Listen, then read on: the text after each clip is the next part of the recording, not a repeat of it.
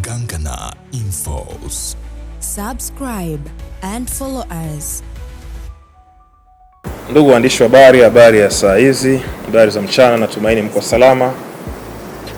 Bwana Yesu asifiwe sana. Tumsifu Yesu Kristo. Assalamu alaikum wa rahmatullahi ta'ala wa barakatuh. Nimewaita, nashukuru kwa kuja, kwa kuitikia wito huu. Mara kadhaa ninapokuwa na matukio muhimu, basi huwa nawaita kwa ajili ya kuweza kunisaidia kuweza kufikisha taarifa kwa umma. Nina mambo mawili ambayo ningetamani muweze kuyafikisha kwa umma, na Mwenyezi Mungu awasaidie na awape kibali ili aweze kwenda. Jambo la kwanza, huu ni mwaka mpya 2026. Tunamshukuru Mwenyezi Mungu kwa kutupa afya na uzima, sisi sote pamoja na taifa letu kwa ujumla.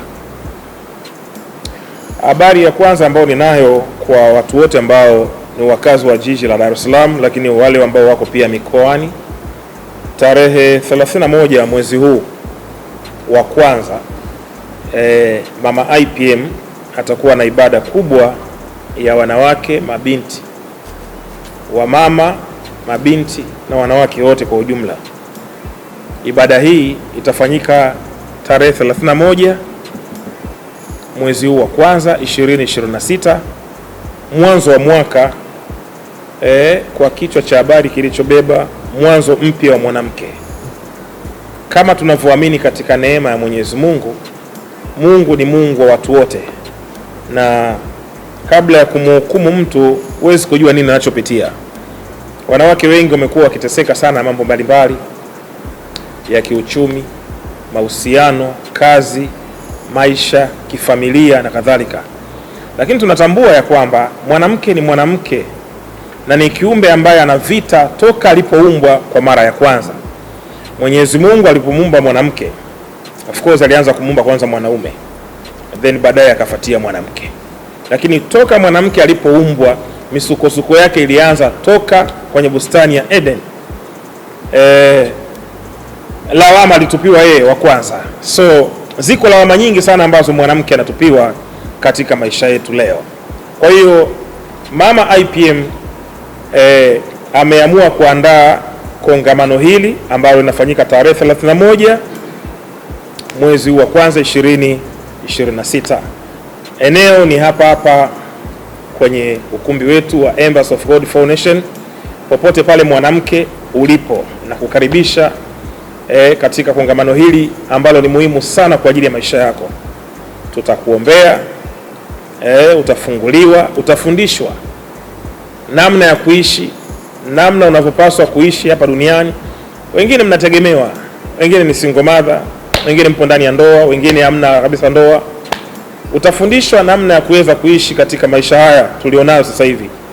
Lengo uweze kuwa mwanamke ambaye unajisimamia na kujitambua katika maisha yako. Mama IPM amejiandaa vya kutosha. Hivi ninavyozungumza, anaendelea kujiandaa kuhakikisha kwamba kile ambacho kimeandaliwa basi kinaweza kufikia wewe mwanamke popote pale. Usichukulie kawaida. Unapoona watumishi wa Mungu wanakuita kwa ukubwa namna hii, basi unapaswa na wewe kulibeba hili jambo kwa ukubwa. Ukishuka pale Mbuyuni ya Tegeta, maana kuna Mbuyuni nyingi, Mbuyuni ya Tegeta. Ukishuka pale Mbuyuni, waambie na kwenda kwa IPM, kwa sababu ndio jina maarufu pale, unafahamu. Of course huduma yetu inaitwa Embassy of God for All Nations, lakini kwa sababu ya umaarufu wa pale stendi, ukisema IPM inakuwa ni rahisi wewe kuweza kufikishwa kanisani. Kwa hiyo nakualika, patakuwa na chakula pia mchana. Nashukuru Mama IPM kwa kufanya hii neema. Sisi wanaume kwenye kikao cha wanaume tunakuwa watu wanakunywa maji ya kunywa tu ngumu, lakini Mama IPM wameandalia chakula kizuri kabisa. Mtakula na hapata kuwa na kiingilio, ni bure kabisa. Njoo ujifunze, njoo upate kitu ambacho kitakuondoa katika sehemu moja kwenda sehemu nyingine. Maandiko yanasema kila mmoja na neema yake. Mimi IPM unaweza kusema wewe ndio mbeba maono, lakini hata Mama IPM pia ni mbeba maono kwa upande mwingine. Kwa hiyo yeye ana neema yake na mimi na neema yangu. Kwa hiyo kwa wewe mwanamke, na kukaribisha sana, usikose katika kongamano hili la wanawake na mabinti ambalo mtumishi huyu wa Mungu ameliandaa. Nisiwe na maneno mengi sana. karibu. Hakuna ubaguzi wa dini, wa rangi wala kabila. Watu wote ni wa Mungu na wote mnakaribishwa. Mungu awabariki sana.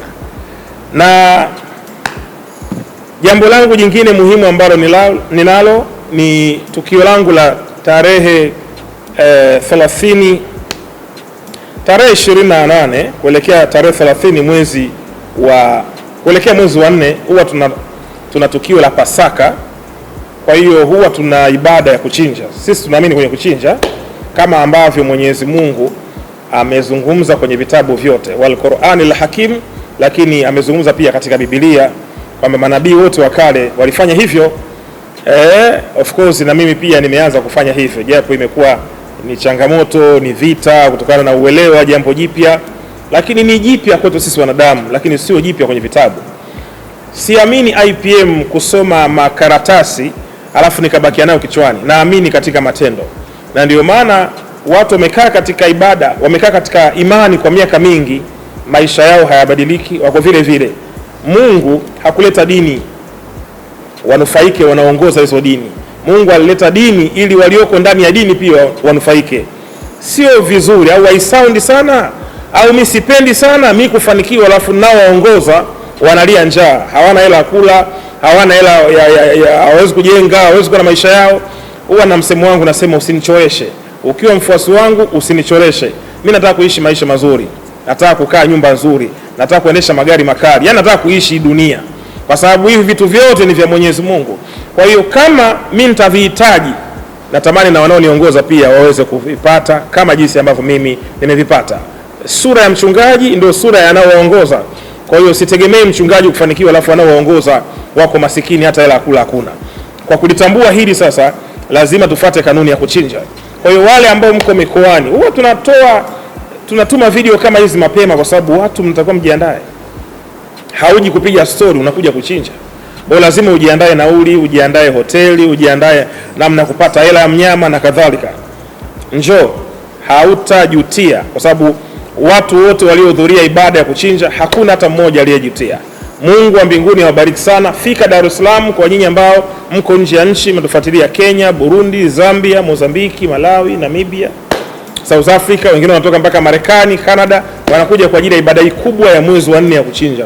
Kwa jiandae kwenye tarehe 28, 27 wewe umeshafika Dar es Salaam, tunaonana alafu tunaandaa wanyama, tunafanya hii kazi na Mungu wa mbinguni awabariki sana.